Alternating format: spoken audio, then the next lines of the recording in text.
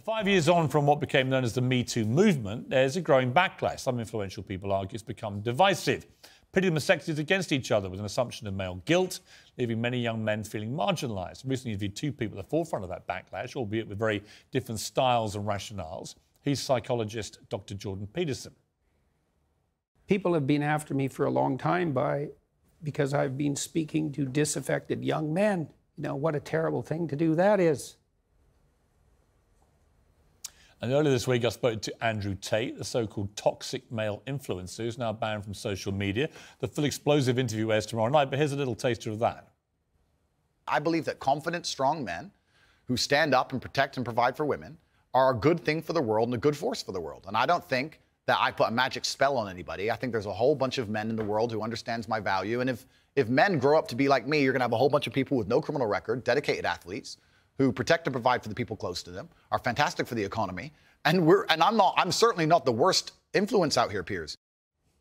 Well, clips of both of those interviews have exploded online. Literally millions of people have been viewing them. Jordan Peterson, for example, the whole interview has been viewed 5.5 million times on our YouTube channels, rightly or wrongly. There's clearly a huge groundswell of interest, at the very least, in their views, if not support. So was Me Too an overdue reckoning, or has it become a damaging battle in a raging culture war? Isabel's still with me, plus political journalist Ava Santino, conservative commentator, a young man who agrees with Peterson and Andrew Tate, Connor Thomason. Connor, welcome to the show. Let me start with you.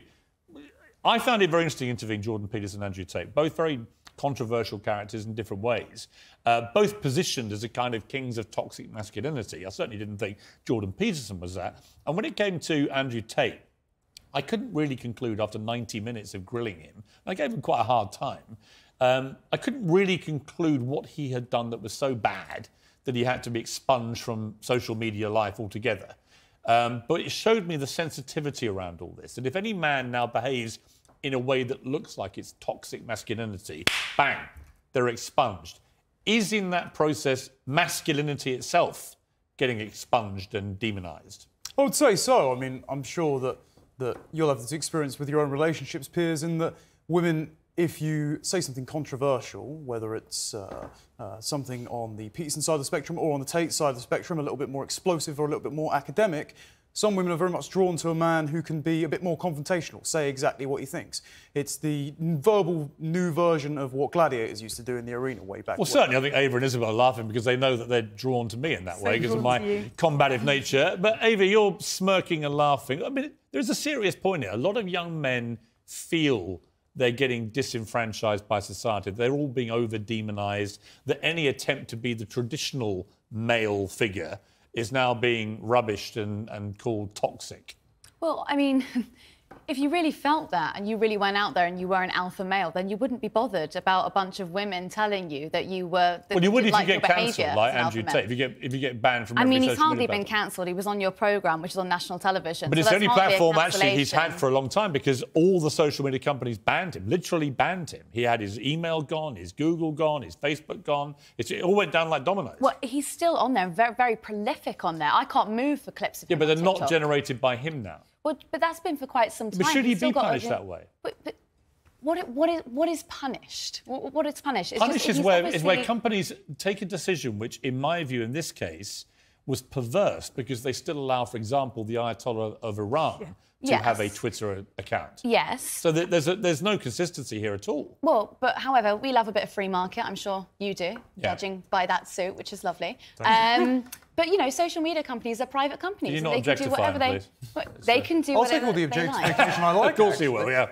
All right, Isabel. But Ava, your point about, you know, if men were that alpha, then they wouldn't be that bothered by this, doesn't really help us when it comes to boys growing up. And that is one of my worries, that for teenage boys now, they are so terrified of the consequences of putting a foot out of line. It's hard enough being a young teenager, working out how things are, working out how to do dating and all of that, without the terror that if you touch in the wrong place at the wrong time, you may find that your whole life is destroyed. See, I and like there is that far terror. too much. Well, I like that. As a mother of a teenage boy, I don't like that terror. That's the most malicious thing I've ever heard. That is awful. I think that men should be frightened I think to you'd touch feel women in a way differently that if you they're were, not comfortable with. But we're talking about Yeah, but teenage we're not talking years, about... children. We're not talking about... We're talking about It's an young interesting thing children. that you see. I would say that attitude actually is part of the problem too. That's to me toxic femininity. That is saying you should all be terrified, you men, if you put one... Of assaulting. Well, I think we all understand what sexual assault is. What Isabel's talking about is that young teenage clumsiness in many cases, which is now being recategorised as assault.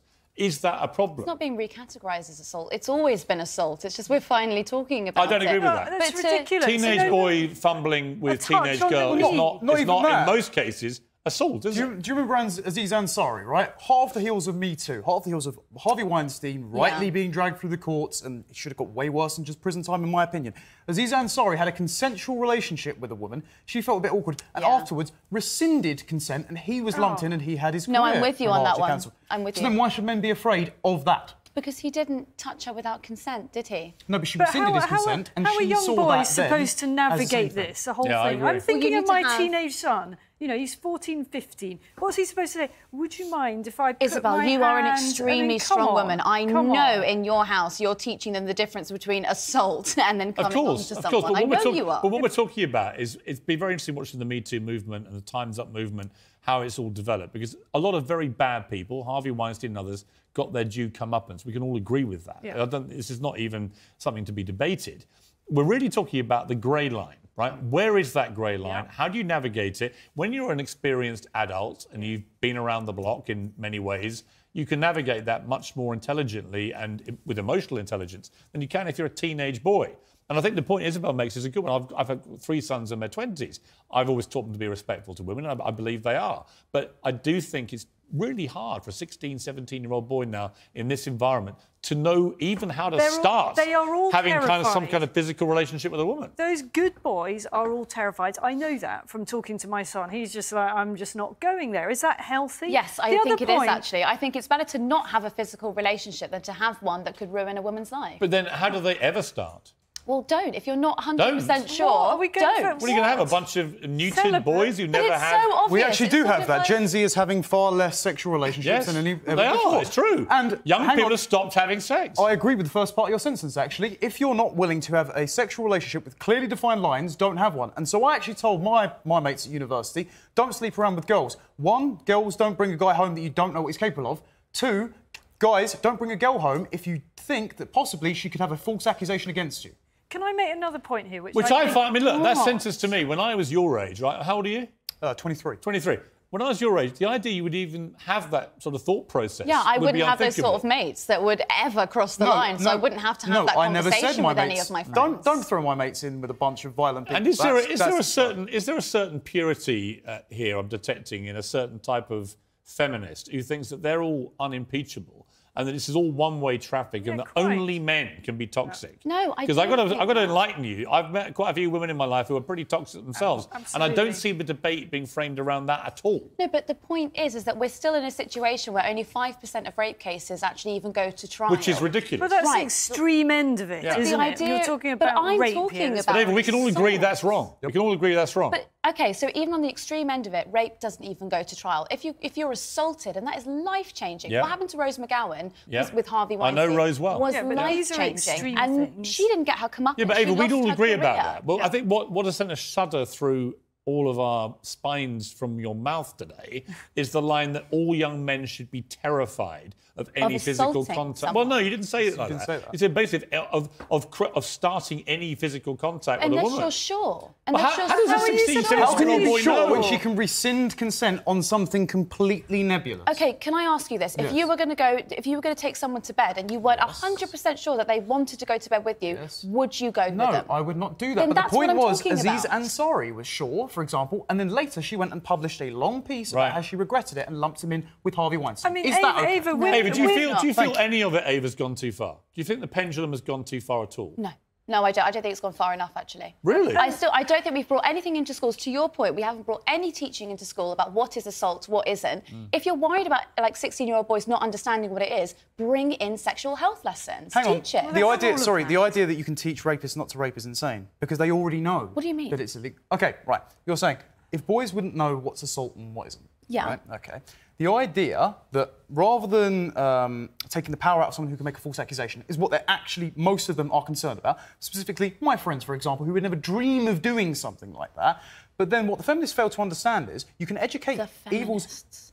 Did you not identify yourself as a feminist earlier? No, I didn't actually. Oh, okay, Piers sorry. called me Piers that. You're not a did, so then feminist? that's... But Piers labelled me. Actually, I as called that. you a toxic feminist. Okay, then if that's my I'll take presupposition, that. that's Yeah, of wrong. course. Fair enough. But you cannot, if a rapist is willing to violate the law so violently, you cannot teach him out of that. All you can have is very harsh punishments to deter No, because that. you're talking about the grey line, and the grey line is at parties of not understanding that when a woman is so inebriated that she can't stand up, boys need to understand that is Well, no. that's a different line. Now you're That's a completely bringing in different line. something else. Ava, I would like Yeah. to know whether you accept that women, and particularly teenage girls and young women, sometimes give out pretty mixed signals. They give out mixed messages. They're not even sure what they want at any given time. I think we're victim blaming. I don't think I think that's we're- I victim think blaming. Come off So it, do Ava. you, do you I think we are accept- straying into do a Come you- off point. it. Every you- sinew of your body knows what she just said. Do you has a accept merit women to it. can sometimes It's a give woman off saying it mixed too. Come on. messages? Come on, they Look, can. I mean, sure, but That's I'm a not. non-denial. But I'm sure, Yeah. but I'm talking about assault. So how are you No, but supposed I to... don't think any of us disagree about assault. We're talking about the far greyer line of young teenage fumblings. Yeah, exactly. And if they've all stopped having sex, it's because they are actually terrified. And I think it's a great shame if they're terrified into actually having no physical interaction with opposite Exactly sex. that. And then the How do other we get point, past can I that? make one other point, which is this whole thing of dredging up allegations that are 10 or 20 years old, I think is absolutely awful. Why? Because it's a he said, she Oh, said. It's Isabel, impossible to why? prove. And there are people whose careers are, and their lives are completely not a- ruined by allegations that are brought a decade or more after the event. Now, obviously, if the person was a minor at the time of the incident, or the alleged incident, I then can't believe you're fine. saying this, There that we be shouldn't a bring up historic assault claims. I don't That's think- absolutely I don't crazy. think you should be bringing- Women who I would have don't- been too afraid to confront it at the time because Why? they were too young or too Right. powerless I to said bring it about- up in I the said first about place. See, You- I would actually side slightly with Ava here in the sense I don't have a problem with historic crimes. For example, Harvey Weinstein, they're all There's gotta be historic. a cut-off yeah, but, point that yeah, but, hasn't well, there? has there actually? Should For be. someone I like think there Harvey, has, because it for someone like depends Harvey on the Weinstein, evidence. should there be a cut-off point, or should the victims who were all bullied and scared I think it to come depends forward, right? I think it depends on the severity of the allegation. Obviously, if it's something, you know, Right. it's a rape case or something. But if it is a, you know, he put his All right, hands on my knee. You're talking about the you know. journalist movement. I'm the basically- journalists that bravely came forward and told about how cabinet ministers had touched them inappropriately them. on Yeah. the knee, which was horrendous. I'm not Yes. bothered about touching on a knee. I mean, what, 20 years later? Yes, that but someone should be she dragged exposed through the courts entire for that. sexual harassment culture that is in Westminster and is still really pervasive at the moment. Well, the good thing is we've all reached complete agreement after 5 years of the Me Too movement. But it's interesting, isn't it? So we've got lots of different views here. It is complicated, I think.